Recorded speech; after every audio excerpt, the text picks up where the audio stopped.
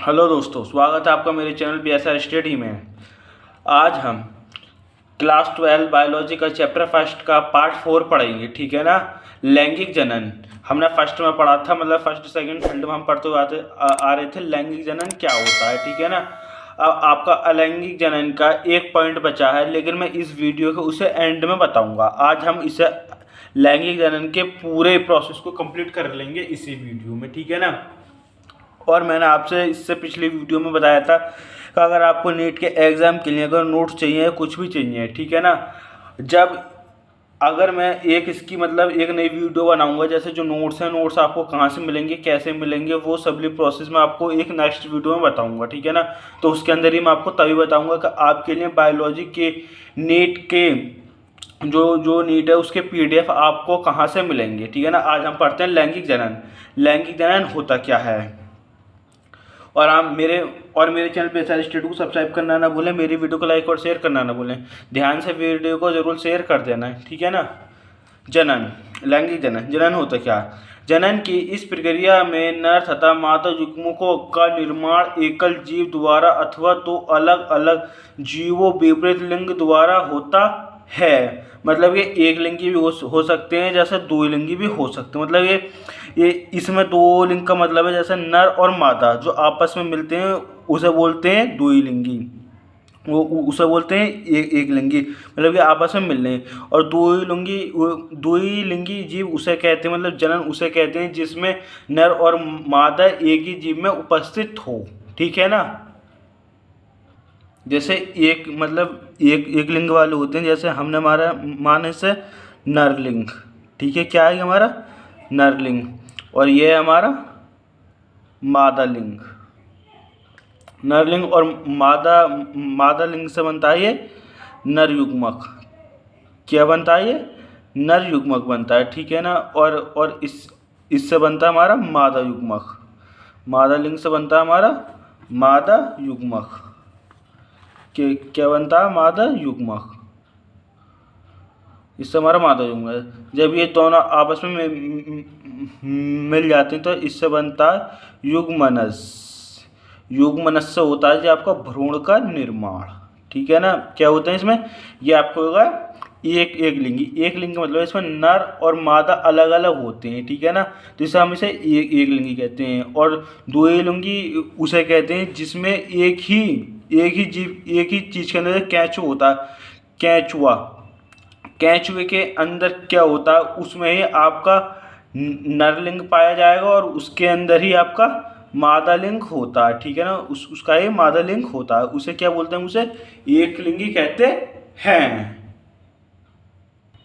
जैसा भी मैंने आपको समझाया, जनन की इस प्रक्रिया में नर तथा मादा युग्मकों का निर्माण एकल जीव द्वारा अथवा दो अलग अलग जीव विपरीत लिंग द्वारा होता है। ये चार प्रकार के होते हैं। नंबर 1 द्विलिंगी। द्विलिंगी होता क्या है, मैंने अभी आपको बताया था द्विलिंगी होता क्या है। द्विलिंगी जब एक ही प्राणी में नर व मादा भाग एक साथ उपस्थित हों तो उसे द्विलिंगी प्राणी कहते हैं, जैसे लीच, स्पंज, केंचुआ आदि। मैंने अभी बताया, मतलब एक ही चीज के अंदर एक ही मतलब कोई भी चीज है, जैसे केंचुए के अंदर नर और मादा एक ही चीज के अंदर उपस्थित हो, उससे हम क्या बोलते हैं, हम उसे द्विलिंगी कहते हैं। अब एक लिंगी क्या होता है, ये आपका एक लिंगी होता है जब नर व मादा भाग अलग अलग प्राणियों में पाया जाता है, जैसे मनुष्य, बंदर, कुत्ता आदि। जैसे हम मनुष्य का एग्जाम्पल ले लेते हैं, जैसे नर भाग, ठीक है ना। नर भाग और मादा भाग क्या होते हैं, ये अलग अलग होते हैं। तो ये आपका एक लिंगी होता है, मतलब गेलिंग अलग अलग होते हैं। तो इनाम क्या बोलते हैं, हम इन्हें एक लिंगी कहते हैं। और द्विलिंगी में क्या होता है, द्विलिंगी में होता है मतलब दो लिंग एक ही चीज के अंदर हो। जैसे केंचुए के अंदर दोनों चीज होती है, जैसे नर भी और मादा भी दोनों ही भाग एक ही चीज के अंदर होते हैं। उसके बाद है आपका मौसमी चक्र। मौसमी चक्र का मतलब होता है मौसम के द्वारा। क्या होता है, मौसम के द्वारा। मौसमी प्रजनक क्या होता है, प्राकृतिक रूप से वनों में रहने वाले अधिकांश स्तनधारी अपने जनक प्रवस्था के दौरान अनुकूल परिस्थितियों में ऐसे चक्रों का प्रदर्शन करते हैं। इसी कारण इन्हें मौसमी प्रजनन कहते हैं। मतलब जिसमें मौसम के द्वारा जनन होता है, मतलब मौसम के द्वारा जो जो चीज़ें बदलती रहती हैं उसे हम मौसमी प्रजनक कहते हैं। उसके बाद है आपका एक और पॉइंट है इसमें, सतत प्रजनन क्या होता है। वह सभी स्तनधारी जो अपने जनन काल में जनन के लिए सक्रिय होते हैं उन्हें सतत प्रजनन कहते हैं। मतलब जो चीज़ें सक्रिय हो जाती, मतलब जो जनन करने लायक हो जाती हैं उसे ही हम सतत प्रजनन कहते हैं। अब इसमें क्या बोला, इसमें सक्रिय मतलब होता है, जैसे आपने देखी होगी, मतलब जो आयु होती है लड़की की 12 वर्ष, जैसे जो किशोर अवस्था होती है तो और बाल अवस्था होती है। बाल अवस्था में जब बचपन होता है, किशोर अवस्था में बच्चे बड़े होने लगते हैं, उनमें परिवर्तन होते हैं, तो उसमें क्या होता है, वो जनन करने लायक हो जाते हैं, तो उसे हम क्या बोलते हैं, हम उसे ही सतत प्रजनन कहते हैं। लैंगिक जनन की घटनाएं, ठीक है ना। ये होती क्या, लैंगिक जनन की घटनाएं मुख्यतः 3 प्रकार की होती है। और जो 3 प्रकार होते हैं ना, निषेचन सबसे फर्स्ट आती है इसमें, निषेचन पूर्व घटनाएं। नंबर 2 इसमें निषेचन। नंबर 3 है निषेचन पश्च घटनाएं। मतलब निषेचन पूर्व, मतलब निषेचन से पहले कौन कौन सी घटनाएं होती हैं, मतलब जनन से पहले कौन कौन सी घटनाएं होती हैं। फिर निषेचन कैसे होता है, निषेचन के पश्च घटना, मतलब निषेचन के बाद क्या क्या घटनाएं होती हैं।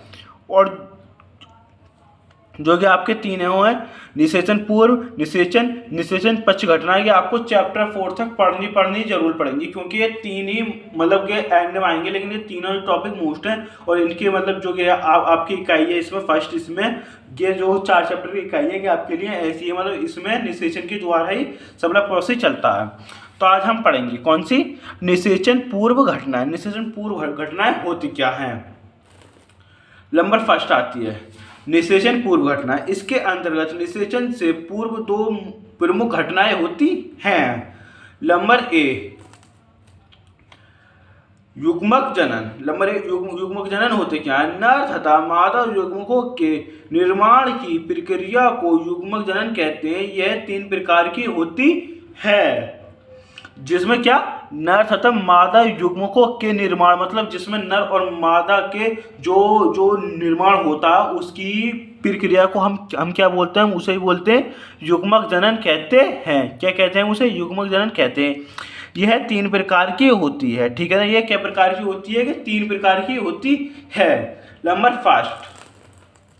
फर्स्ट है इसमें आपका समयुग्मकी।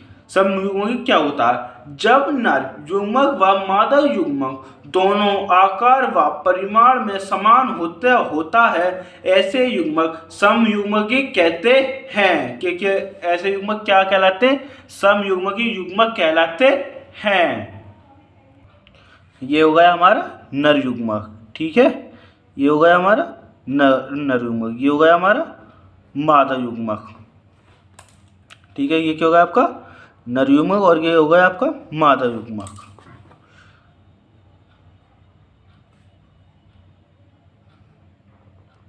नर युग्मक और मादा युग्मक, ठीक है ना। कौन कौन से हो गए, ये तो हो गया आपका नर युग्मक, ये आपको गया मादा युग्मक, ठीक है। जबकि प्रोसेस आगे बढ़ता है, जबकि आपस में जबकि संलयित होते हैं, क्या होते हैं, जबकि आपस में जबकि संलयित होते हैं, जबकि यहाँ पर के संलयित हो जाते हैं दोनों, ठीक है ना। क्या हो जाते हैं, ये यहाँ पर संलयित हो जाते हैं दोनों ही, नर युग्मक और मादा युग्मक, ठीक है। क्या क्या हो जाते हैं, ये यहाँ पर ये संलयित हो जाते हैं दोनों, नर युग्मक तथा मादा युग्मक। जबकि यहाँ पर जब संलयित हो जाते हैं तो इनसे बनता है युग्मनज। क्या बनता है इनसे, युग्मनज बनता है। एक युग्मनज बनता है, ठीक है ना। ये इनके अंदर आपके क्या होते हैं, ये अगुणित होते हैं, तो इनमें एन पाई जाती है, ठीक है ना। ये क्या होते हैं, ये अगुणित होते हैं, तो इनमें एन पाई जाती है। फिर यहाँ पर ये क्या हो जाते हैं, ये मतलब 2n हो जाते हैं, मतलब ये आपस में अगुणित मतलब मिल जाते हैं, तो ये गुणित हो जाते हैं। ये बनता है आपका युग्मनज, ठीक है ना। क्या बनता है, ये युग्मनज बनता है। मैं आपको डेफिनेशन एक बार फिर से बता दूं। जब नर, ठीक है ना, नर व मादा दोनों ही का आकार तथा परिमाण, ठीक है ना, क्या आकार तथा परिमाण समान होता है, तो इसे हम क्या बोलते हैं ना, इसे हम समयुग्मजी कहते हैं। इनका आकार व परिमाण समान होता है, ठीक है ना। क्या होता है, इनका आकार तथा परिमाण समान होता है, इसे हम युग्मनज कहते हैं। ये आपकी ये होती है आपकी कसाविका। कसी क्या होती है, कसाविका। कसाविका का एग्जाम्पल होता है क्लाइडोमोनास, ठीक है ना। क्या होता है, क्लाइडोमोनास होता है। लेकिन कुछ युग्मजी जो होते हैं उनमें होते हैं आपकी आकसीविका, ठीक है ना। और उसका एग्जाम्पल है स्पाइरोगायरा। क्या है उसका, स्पाइरोगायरा, ठीक है। क्या है उसका, स्पाइरोगायरा आपका एग्जाम्पल है, ठीक है ना। जैसे मैंने अभी बताया कुछ होते हैं आपका, जैसे थोड़ा गलत हो गया, कसेविका, ठीक है ना। इसका एग्जाम्पल जो होता है, इसका एग्जाम्पल होता है क्लोमाइडोमोनास,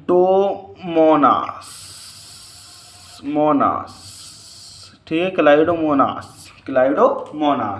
और इसमें क्या होते हैं, इसमें आकसाविका भी पाई जाती है। क्या पाई जाती है, आकसाविका, ठीक है। क्या होती है इसमें, आकसाविका एग्जाम्पल कुछ में पाई जाती है। इसका एग्जाम्पल होता है स्पाइरोगायरा। क्या होता है इसका, स्पाइरोगायरा इसका एग्जाम्पल होता है। इसे ही हम क्या बोलते हैं, इसे ही हम समयुग्मकी कहते हैं। आपका सेकंड है इसमें असम युग्मकी क्या होता है। इनमें नर व मादा युग्मक का बाह्य आकार तो समान होता है, किंतु परिमाण भिन्न तथा कसाविकीय होता है, ठीक है ना।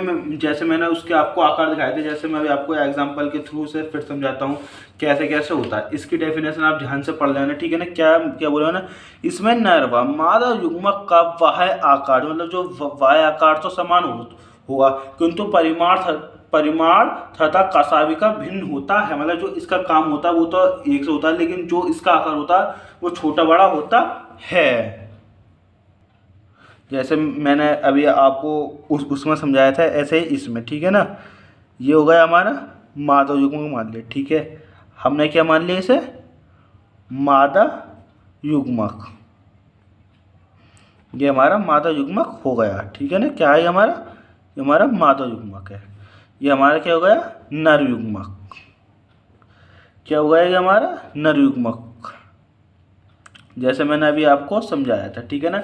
इनका बाह्य आकार तो समान था, जो परिमाण होता मतलब जो इनका होता जो ये परिमाण है ये भिन्न होता, मतलब कि एक सा नहीं होता है। क्या हो गया आपका नर युग्मक, क्या हो गया, ये आपका नर युग्मक हो गया। ये आपका नर युग्मक हो गया। इनमें एन पाया जाता है, इसमें भी एन पाया जाता है, जैसे मैंने अभी बताया था आपको। जबकि आपस में जबकि संलयित हो जाते हैं, मतलब क्या हो जाते हैं, जबकि आपस में जबकि संलयित होते हैं। क्या होते हैं यहाँ पर, ये संलयित होते हैं। यहाँ पर जबकि संलयित होते हैं दोनों, तो यहाँ पर दोनों संलयित हो जाते हैं। क्या हो जाते हैं, यहाँ पर दोनों संलयित हो जाते हैं। उसके बाद यहाँ पर क्या बन जाता है आपका, युग्मनज बन जाता है। क्या बन जाता है आपका, युग्मनज बन जाता है। 2n युग्मनज, ये आपका क्या होगा, ये आपका युग्मनज तैयार हो जाता है बनकर, ठीक है ना। क्या, ये आपका युग्मनज बनकर तैयार हो जाता है। कैसे, जैसे माना मादा युग्मक या इनका आकार तथा परिमाण भिन्न होता है, ठीक है ना। जैसे मादा भाग बड़ा तो नर भाग छोटा होता है इसमें, जबकि आपस में जबकि संलयित होते हैं, इनके संलयित होने से क्या बनता है, युग्मनज बन जाता है। इसे हम बोलते हैं असम युग्मकी कहते हैं। अब आपका तीसरा प्रोसेस आता है विषम युग्मकी। विषम युग्मकी होता क्या है, इसका एग्जाम्पल होता है, क्या होता है, इसका एग्जाम्पल होता है क्लोमाइडोमोनास। क्या होता है, क्लोमाइडोमोनास, ब्राउनी इसका एग्जाम्पल है, ठीक है। अब तीसरा है हमारा विषम युग्मक। ये क्या होता है, इसमें नर तथा मादा युग्मक दोनों भिन्न प्रकार का होता है। इनका ना तो आकार बराबर होता है और ना ही परिमाण समान होता है, इसे ही विषम युग्मकी कहते हैं। जैसे एग्जाम्पल कारा या ओगोनिया। क्या क्या बोले ना, कारा या ओगोनिया। अब मैं से आपको समझाता हूँ। विषम युग्मकी में होता क्या है, इसमें विषम युग्मकी इसमें होता है, जैसे ये मान लिया हमारा ये मादा भाग है, ठीक है ना। ये हमारा मादा भाग, क्या है हमारा, वो है हमारा मादा भाग, मादा युग्मक, ठीक है। ये क्या है हमारा मादा युग्मक।